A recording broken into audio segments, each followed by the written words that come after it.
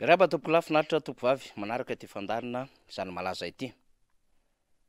No tanterahana androany teny amin'ny lapam-panjakana ny fanaovatsony ny amin'ny fanamboarana lalambe mikodana Tananarivo Toamasina raha ny nambara ny fitondram-panjakana. Mirefy 900 kilometatra izany ary kasaina ho vitaina ao anatin'ny rora sy sasany ny fandehanana anatin'izany lalambe mikodana izany.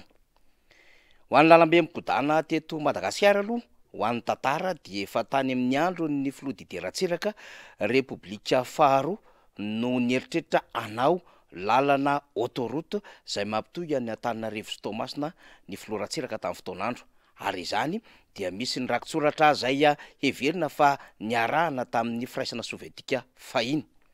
Kanefa tsy tanteraka izany satria teo amin'ny lafin'ny vola hoentim-manana anjara ny fitondram-panjakana malagasy no nanahirana. Mo nisy ihany koa ny krizy teo amin'ny lafin'ny ara-tsakafo ka tsy nahavitany ny fitondram-panjakana malagasy ny antoka sy ny antsoroka izay tokony ho anjarana.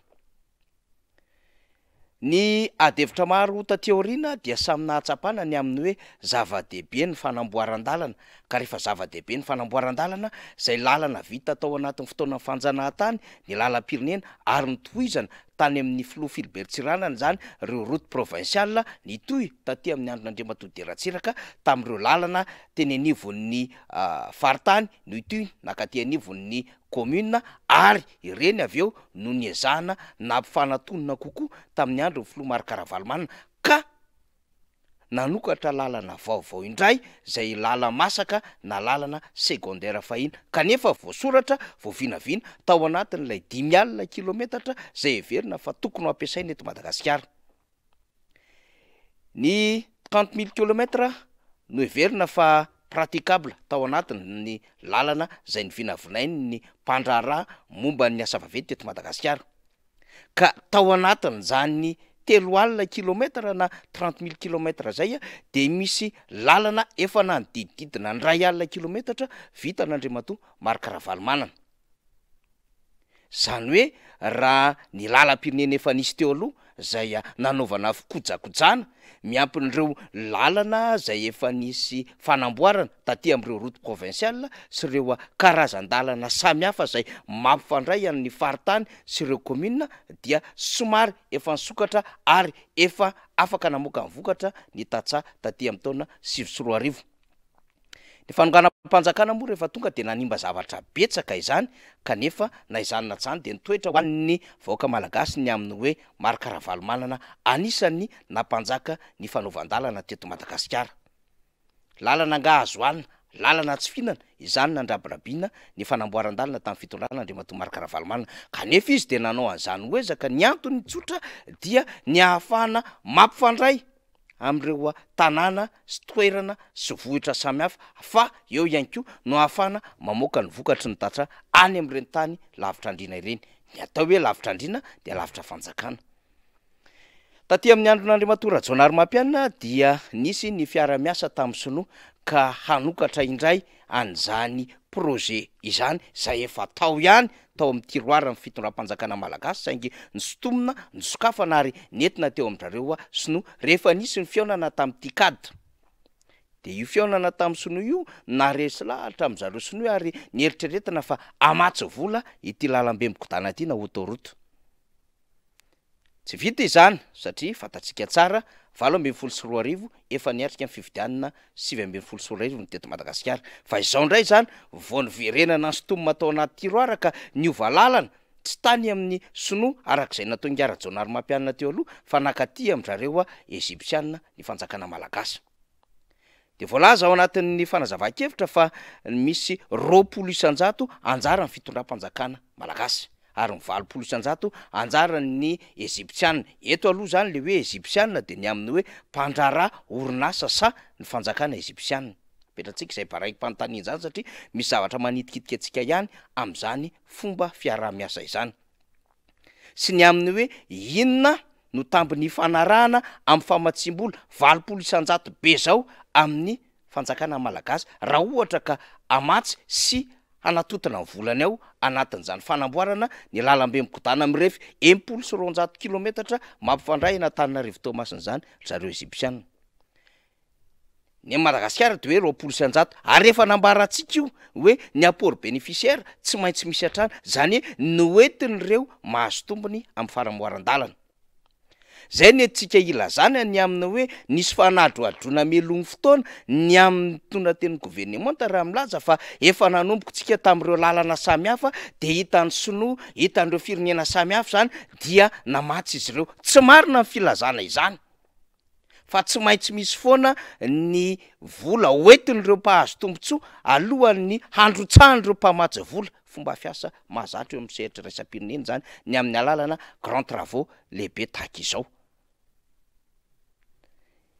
io zany aloha dia samy ho hitany rehetra ny amin'ny hoe ho tratra ao anatin'ny herintaona ave zany fanamboaran-dalana zany saingy tsy de tena mahagaga sy mahatalanjona itsony zany ho an'ny mpijery sy mimpanara-baovao ho an'ity fitondrany mahazakana ity fa de ny fihetsiketsehana no betsaka tahaka n'ilay RN13 ihany io nanaovana fihetsiketsehana lehibe ny hoe tsy hanao politika raha tsy vita izany de natomboka ny fametrahana vato fehizoro tamin'ity taona ity fa mbola tsy misy asa mandeha any amin'izany lalam-pirenena fa 13 zany ary tsy izy rehetra azy fa tia Fort Dauphin makaty Ambovombe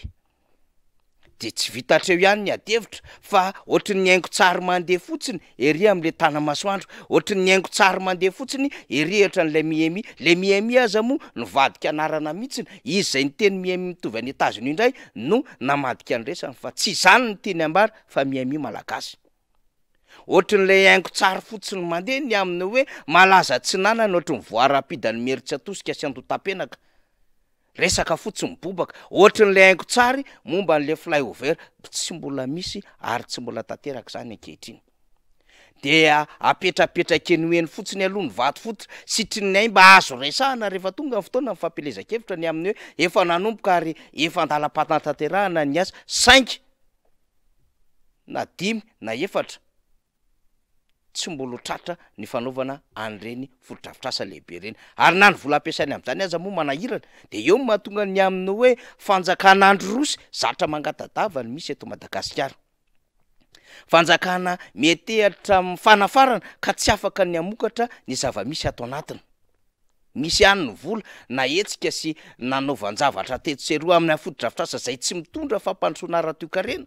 maninona tsy nanaovana fampandrosoana anaty tamin'ny alalan'ny famokarana ny eny ambanivohitra tamin'ny alalan'ny barazy tamin'ny fanampiana ireo vatona sonotry ny tany amin'ny alalan'ny voka-pikaroan'izy ireo marobe afaka anatsarana ny tontolo ny angovo sy ny herinaratra eto Madagasikara ny famokarana rano ary ireo lafin-javatra maro ahafahana manosikaingana ny toekarena misatra amin'izao fotoana izao amin'ny alalan'ny tontolo ny fambolena ny ambanivohitra satria mbola misy ny atapitrisany mahery tsy voatrandraka ny tany eto Madagasikara de fanjakan'andro roso tsika satria mangatadava ary eo anatin'le fangatahan-dava de misy contrepartie na misy tombony ifanarahana tsy fatapatatra amin'ireo firenena sy orinasa zay mifamatotra amin'ny fitondram-panjakana ny amin'ny fanatanterahana tetika asa tahaka ireny moa dia tsy maintsy misy mipitsipitsiny rehefa mandeha fanaovatsiny hoe tokony ny andalo raha ohatra findramam-bola raha ohatra ka vola nomena fotsiny ary raha ohatra fanampiana dia mitovy ihany zany tsy maintsy misy mipitsipitsiny mandalo eny anivon'ny gouvernementa mandalo eny anivon'ny antenimera mandalo indray eo anivon'ireo sampana samihafa hitsirika ara-teknika ny asa zay vao afaka manomboka izany fomba fiasa zany ary fomba fiasa efa nipetraka hatramin'izay fa tsy fomba fiasa vaovao akory aorinan'ity fanaovatsiny ity zany de hitantsika eo indray ny fihetsiketsehana samihafa arabarantsika fa tsy mbola anatin'ny herintaona akory no isan'izany satria tsy asa mamaiky izany nanao androkady aza zay lalana mire 20 kilometatra de 3 taona ny nanatanterahana izany maika moa fa anao lalam-be mikodana zay mbola maky lalana samihafa